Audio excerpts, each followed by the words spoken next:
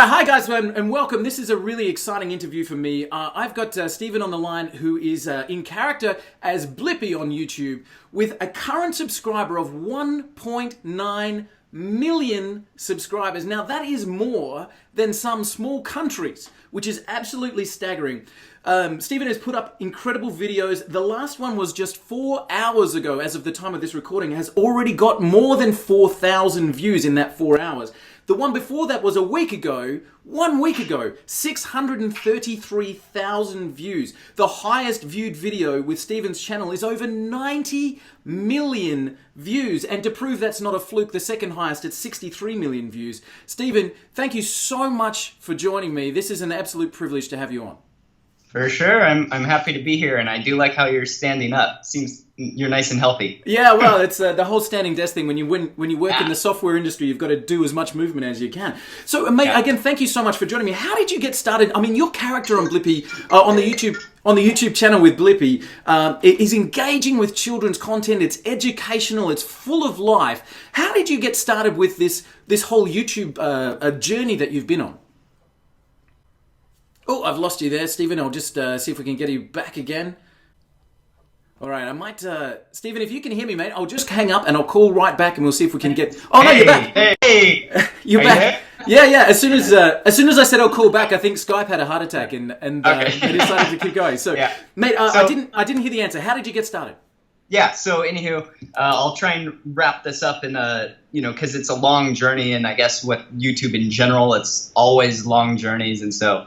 and we'll talk about that, and being consistent and regular with everything will really make a difference. But I was living in LA for 5-6 years, right around there. I was filming commercials and promo videos for clients. I developed their websites. I did their SEO. I would embed those videos on their websites. I would take those videos, use them as pre-roll ads. So basically my expertise was online marketing and video creation for other people. I moved up to Washington State, where I grew up. I bought a rental property, small town, so the rentals way cheaper than, say, buying a property in LA or something. So, sure. I barely had enough money for the down payment, and my master plan was to live in Washington, and since I made enough connections in LA to travel back and forth 1-2 times a month to continue to film commercials, make money down there, and then continue to grow my real estate landlord portfolio. And while I was up there, since I knew the internet and all this stuff, my nephew was 2 years old at the time, and I saw him watching YouTube videos. Most of them were garbage, nothing like educational about them, but he really loved diggers. He really loved airplanes, tractors, garbage trucks, animals, all types of outdoor stuff. And I just thought, well, maybe that'd be kind of fun creating a YouTube channel, since I knew the internet and marketing and stuff, for my nephew, but incorporated learning and all of that. So anyways, It's just a spark of seeing him watch content that I thought was garbage, that I thought, well, maybe I could, do something fun for him and turn it into a career. That's so fantastic. And actually, your first video was on the farm with the tractors and the machine. So I can see that you've taken that inspiration, you've gone out, you've done the video, and that particular video is the one that I think has over 600,000 views just on the very first video that you ever did up 4 years ago. So that's amazing. Yeah. That's really, really cool. And when you started, did you have the idea that you would be growing a channel and a following, or was it just the idea to see how it goes? Yeah, so my plan was to, I'm getting feedback. My plan was to create a brand that then I could turn it into a business and create a following, and branding from the very beginning was a big thing. Like, say, for example, I took into consideration the colors. My whole outfit, what you see is version 2. My first outfit was, I did sketches and stuff, and it actually kind of looked like a clown outfit. Like, it had polka dots and lightning bolts and stuff like that. Not saying clowns aren't good, but no. I just got it, and I just thought, okay, I need to do better branding, because I want to create a brand and a company, and not just YouTube videos. Fantastic. And so, yeah. I think that's a massive lesson for people, because obviously, if people are watching this, it's because they want to grow their own brand. They want to have that presence, and it's not as easy as just turning on the camera. We've done, this is probably our fifth or sixth interview in the VidFuse series with people from car backgrounds and all kinds of different areas. And they always talk about the work that goes into it, and the fact that it's not just as simple as turning on the camera and showing up. It's fascinating for me that you started with that intention of building that brand, and of course the success has followed you. And would you say from people's, if they're just getting started right now, that they need to have that idea or that direction from the first video they do? I don't think so. One problem that I see with a lot of people is they always say like, oh, I need the best camera, I need the best content right out of the get-go. I think when it comes to creating, I think the best thing to do is just to create. Nice. In not to say that anything has to be professional or great or anything. Like, creating content is the hardest step. Creating that first video, that's the hardest step. Way harder than creating the next 10 videos. Yeah, for sure. Because you're putting yourself out there and all of that stuff. But I do think it is important having the goals, the dreams, the idea of what you want to create, and to do the things in the beginning to set yourself in the future where you want to be. But I don't think you need to wait for it to be as good as what you want it to be to start doing. You just need to just do it. Like, if that video that you just mentioned, the very first 2 videos, I think there wasn't a character in it. Like, I wasn't in it, Blippi wasn't in it, although the channel was called Blippi, but at that point I was still doing sketches. But I just knew, okay, the sooner I start creating videos, the better. Although I had the intention and the knowledge that I was going to create this character and this brand and all this stuff, but I just said I don't want to wait to get that perfect. So I just started creating, and it was awesome. Yeah. That's such an important lesson, I think, as well. Just just get out and put yourself out there.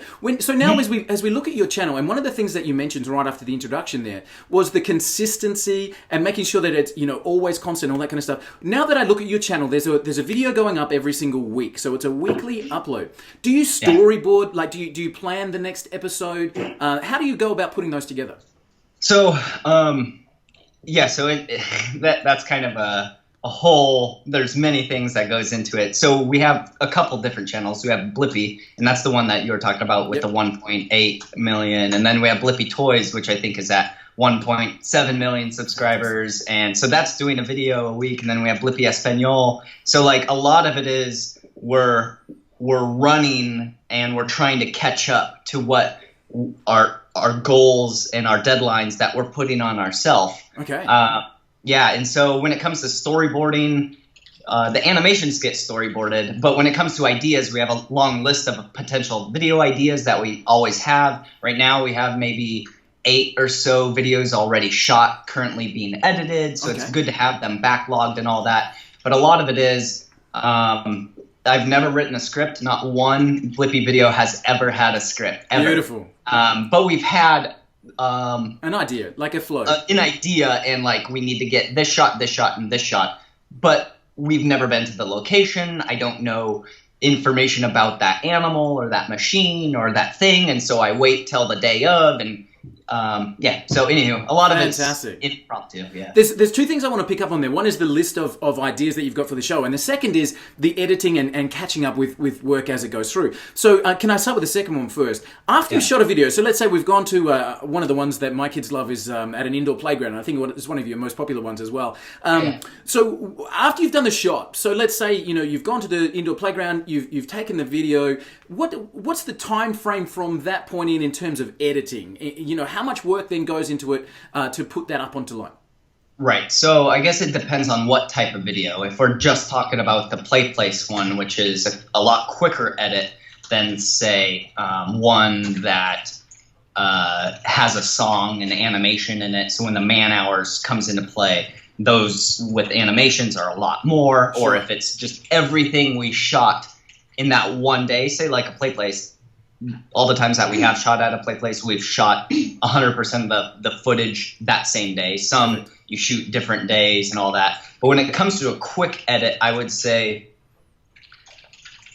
4 hours would be an extremely quick edit. Because like, even if it's just like a couple shots, You still have to color correct. You have to do audio. You have to throw in graphics and all that. But average for a quick one would probably be 8 hours. A long one when it comes to total man hours, because the animation studio, the editors, the shooting, or not even talk about the shooting, but the animation, the multiple versions of editing, the video itself, multiple versions of the animation, that would probably be 40 to 60 hours, I'm guessing. Man hours.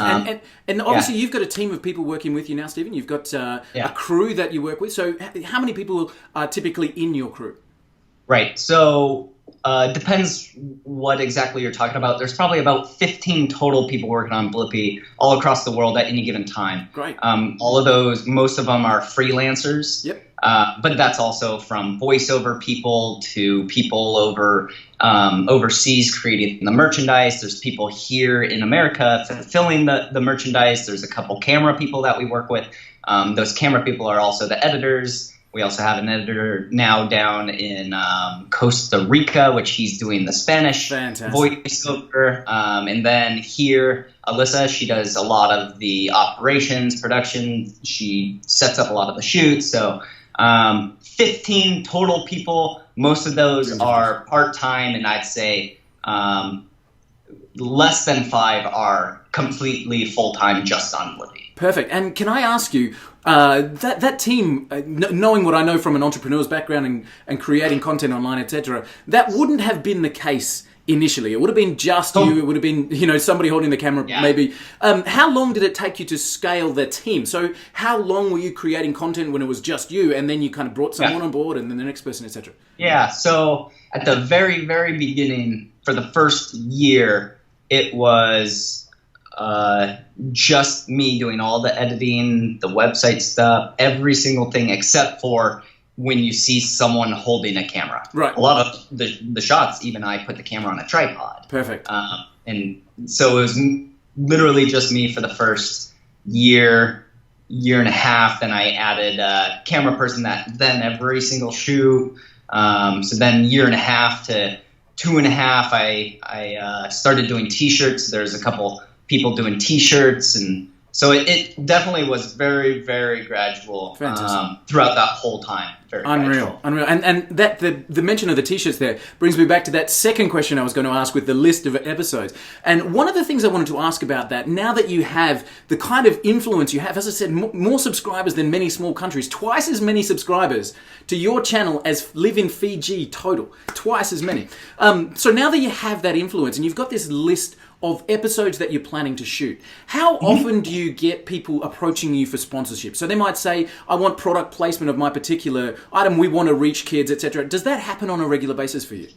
Yeah, so when it comes to paid stuff, we don't really accept tons because we, are trying to not do that because we don't want to sound or look like we're selling out, or, we want to push, or I want to push only the stuff that I believe in or I would have liked as a child. So we have done some paid ones that I believe fully aligns with the brand and all of this stuff. So yeah, we definitely get those, but that's definitely not the main source of income. But the only way that we do accept those is if it fully aligns with the brand and it doesn't seem like we're just trying to make pitch money on the content. Yeah, absolutely. So in addition to, and this is something that everybody watching will want to know, in addition to the I guess what you call paid product placement, where people are asking you to have a particular product in a show or sponsored by or something like that, what are the other ways? The other ways, in addition to YouTube itself, the other ways that you're monetizing the channels that you have?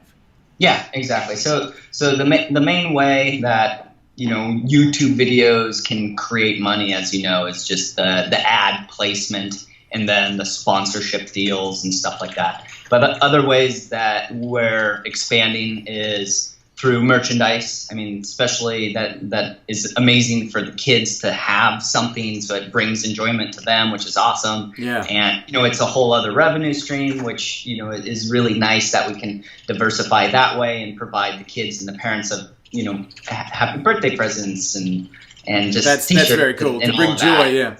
So merchandise is one, as well as we're currently on Amazon. which is taking the current videos. So they're not exclusive videos. They're the same videos. And then Amazon puts them on Amazon Prime. So that's obviously another way that you can make more money off of videos, which the videos are your assets, we can say. And then from there, you can distribute them on different platforms, Amazon, Netflix, which right now we're just on Amazon, Netflix. We're on Kadoodle. Roku, we're on Roku as well. So basically taking the same stuff and putting it in many places, because back in the day, content was just limited to television and broadcast and cable, but now it's, there's tons of SVOD apps out there, which are paid subscription apps. There's tons of platforms. There's tons of free websites that have ad revenue. So that's definitely another place that you can make money on content for all those people making content. That's awesome. That's really good to know. I was talking in one of our previous interviews. We were amazed when we look at I'm trying to remember the name of it, but there was a website that looks at your influence, etc. And we said, one of his episodes reached more people than CNN.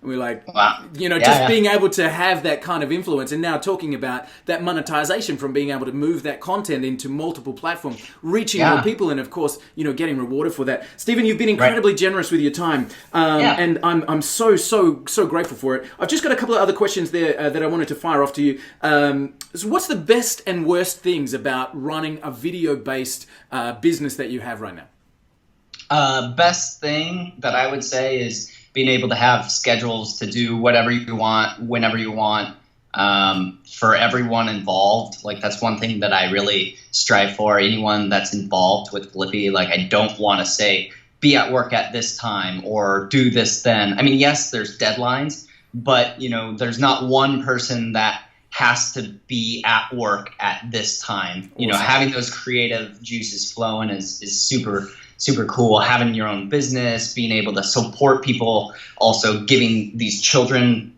content that I would have loved to have when I was a child. Like, that's definitely the most rewarding thing. So some of the downfalls, though, are when YouTube is your main platform. And I guess this will lead into another one. When YouTube's your main platform, you're at the mercy of their algorithms. Right. And same kind of thing, when you don't own the platform, then from there, you're at the mercy of what they want, they desire. It's kind of scary, because what happens if, their fee structure or your channel, or, there's just many potential things that when you're not in control of the content, because you own the content, but at the same time, you aren't in control of viewership. You're not in control of anything. So you're at the mercy of someone else. So, like, although I don't have a boss, I kind of do. Yeah, right. Okay. And they have a big red logo. Yeah. So one of the things, and I did have one more question, but I'm going to slot in an extra one. They're talking about having YouTube as the primary channel. One of the primary platform. One of the things that everybody wants to know is, how do you deal with comments on the posts themselves? Are you answering personally? Do you have a team, and how do you handle the negative ones and all that kind of stuff? Yeah. So I used to handle everything myself, but over, I don't know how long ago it was. I don't know, 6 months ago or so. I do still look at the comments and all that. I still have access to the social media and all that. So it's still fun to see it. But, there are so much coming in that on social media, Alyssa does everything now. And so I just kind of supplement it, look and, get the enjoyment of reading the comments. But when it comes to the bad ones, I think she just deletes them or hides them or something, of just, where it's like, there's always going to be trolls or people that are angry or jealous or, whatever it is. It's just, I'm sure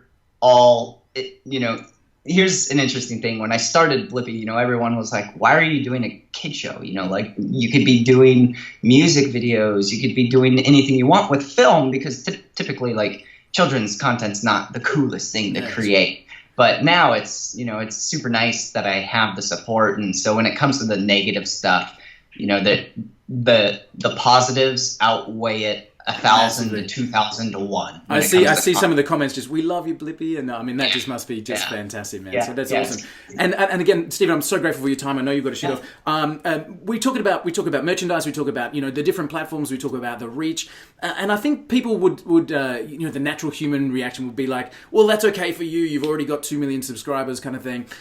So my last question would be, if we took that away, if we took the brand that you've built up away, and we said today's a brand new day, you have to create a new brand and a new channel, and following what you know already, what would you do? How would you get started, and how would you propel forward knowing what you know?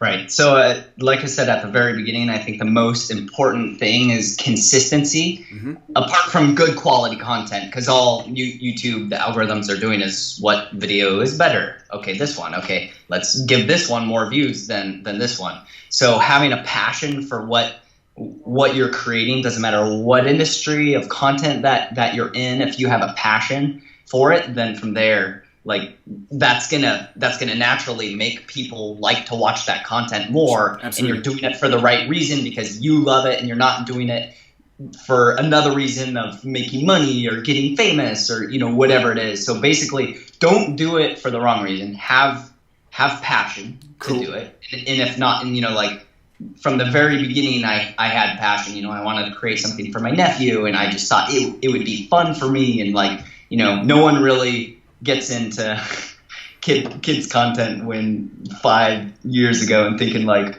oh yeah, this is gonna be cool. I'm excited to be a famous children's entertainer. Right. No one has ever said that. But anyway, so having passion, starting it for the right reasons, and having good quality content is one aspect of it. And good quality content doesn't necessarily mean that you have to have the best camera or the best editing. You don't need special effects, and I'm just generalizing everything because all content is different. Sure. There's people with just cell phones that are just killing it, and they're doing what they love, and it's crazy. So anyways, that creative aspect of it, let's say, needs to be on point. Then the branding aspect of it, the professionals aspect of it, the professional side of it needs to be on point as well. And that, create stuff, and because as you create stuff, you're going to learn more and more about what needs to be changed and what needs to be done. But think about the business side of it as well, starting out. So, the branding, the colors, the fonts, the sounds, the music, everything, the intros, the outros, whatever that you feel is necessary. Think about it from the beginning of it, how consistent you want the content. If you think one time a week, don't fall to once every month. If you're going to be doing it X amount of times per week or X amount of times per month, never go below that, because YouTube, I believe, no one really knows, but I believe that's not a good thing. You can ramp it up, but don't ramp it down. So just think about the business side of it. And that's one thing. Everything from the name, like I said, the colors, the outfit, everything. I like to try and think about stuff as before I do stuff, but don't hold off on creating just because you haven't figured this out. Right. Still create while you think about. So get it out there and move as you go. Yeah, absolutely. But start with passion, and start with professionalism, start with branding, but get started and fill in the blanks as you go. Yeah, and be consistent. Like if you look at all my camera knowledge, let's say, I went to UCLA Extension for cinematography. I had all the knowledge that I have right now in cameras and lighting and whatever from the beginning of Blippi. But if you watch a beginning Blippi video, it's day and night of the content. Although I have the same exact knowledge, I have learned so much of what I believe my viewers want, what I believe that will be the best potential content, the highest quality content, that I'm not just, slapping something together to where it's day and night of the content. And the only way that I got to the content right now is just learning as I created. And it's been, a long 4.5 years of thinking about the brand Absolutely. day in and day out. Yeah. Well, so the rewards are seriously clear, man. And again, guys, I just want to say thank you to Stephen from the Blippi channel, and to Alyssa, of course, whose fingers I can hear typing in the background, making sure everything's staying in line. She's over the people behind the scenes. Guys, if you're watching this, make sure you go and check out Stephen's channel. It's Blippi on YouTube. I'll put a link below this video.